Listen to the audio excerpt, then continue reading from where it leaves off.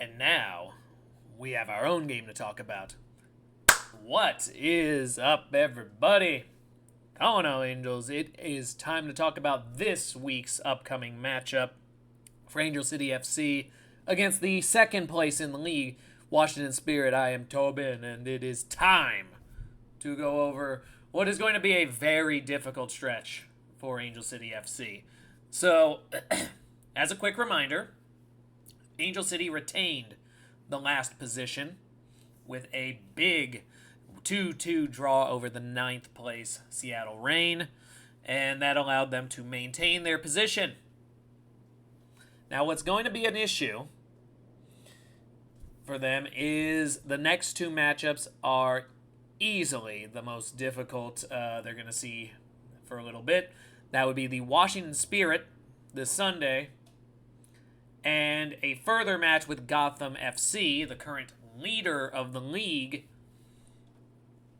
as they sit in first place. So Spirit need this win to keep up with Gotham. It's currently a 4-point gap between the two. If Gotham manages to win this week, that could extend to 7 by the time the game happens. Even if they take the loss, Washington would need to win or at least draw to get back within a single outcome of Gotham. So, a lot on the table here. They really can't afford to be taking an L here, especially with Utah Royals potentially being able to rack up a win on a lower Bay FC team and being able to level themselves with Washington by the end of this weekend if Washington fails to register a point. As a matter of fact, based on the way things are shaking out, a Utah win with a Washington loss in any capacity, any type of matches, would swap order and drop Washington Spirit down to third. So a lot on the line here. But let's talk about where they actually stand. The Washington Spirit had a lot of players at WAFCON, like a lot of them. And they did just play a match here on Thursday.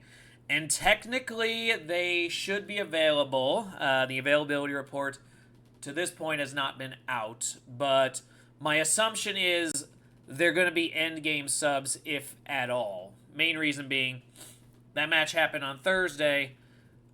I'm assuming they slept, which means you're talking in American time, late Thursday night, early Friday, where the flight happened.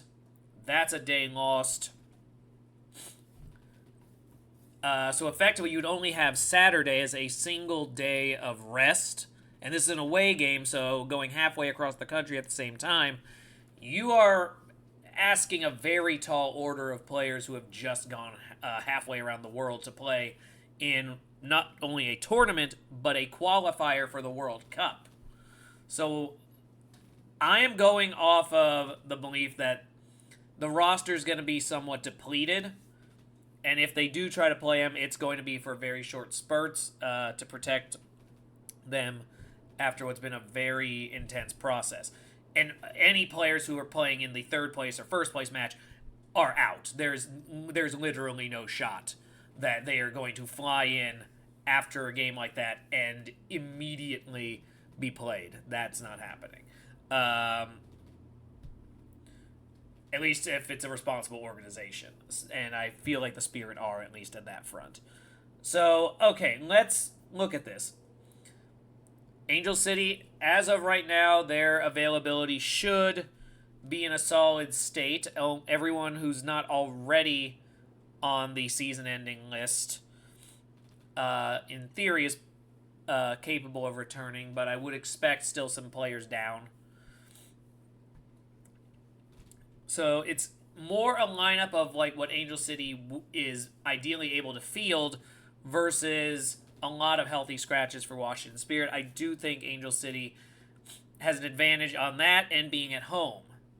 Where they don't have an advantage is consistency of play, as well, where Washington has looked good even with the depleted groups. They've fallen in the standings a bit, but they have not descended to the point where they're outside of being a major player.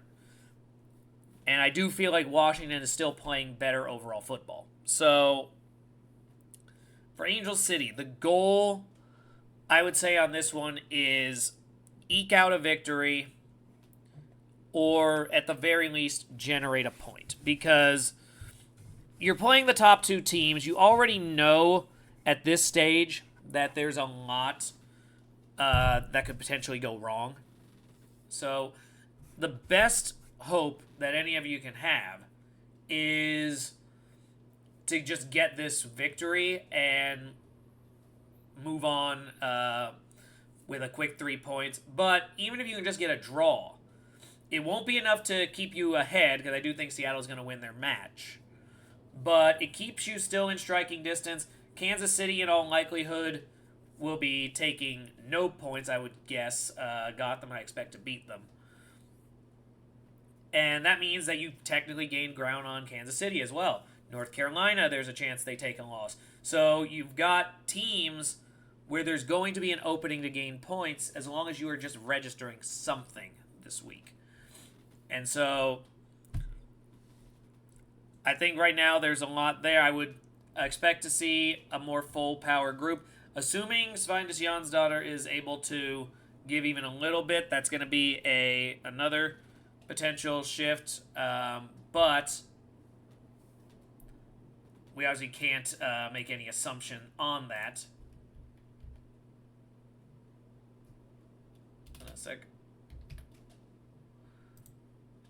Let's see if I've got an update here. As of this moment, nothing made of note in new news yet. So, assuming she's able to get back into it, that's a difference maker. I'm going to go right now with the idea that this is going to be a draw. I think we end up with another 2-2 match. For probably the third straight week, we're probably looking at an Angel City team where you're almost getting frustrated that they can't get over the hump. But I feel like that's where they are at this moment. They're trying to get themselves back into a stable position roster-wise. And at this stage, you're just trying to weather the storm, keep yourself in that playoff hunt, and work your way in, and hopefully you can get everyone healthy to kind of just make a quick run from a lower position the way Gotham did previously. And hey, it worked out for them. It's not only are they the Cup champions, they are now the clubhouse leaders for the Shield and could potentially be pulling, at least for a few weeks, the double in this league. But with that said, I think that's kind of where I'm looking at it. I would love to see a 3-point effort, but as long as any points are generated, I feel like it's a positive result, especially against a team like Washington. So that's where I'm going to kind of aim for it. And I know I'm going to probably blast through this because I just realized I do need to keep a relatively short time frame, and I've already used almost 9 minutes on this match. So I might be blasting through all the match previews for this week. But with that said, I think this is a potentially good matchup. I'm hoping for anything. 3 points will be great. Let's see what we can get. Enjoy your matches if you're a part of another game. Good health and good wishes to everyone in Washington. But as always, go Angels.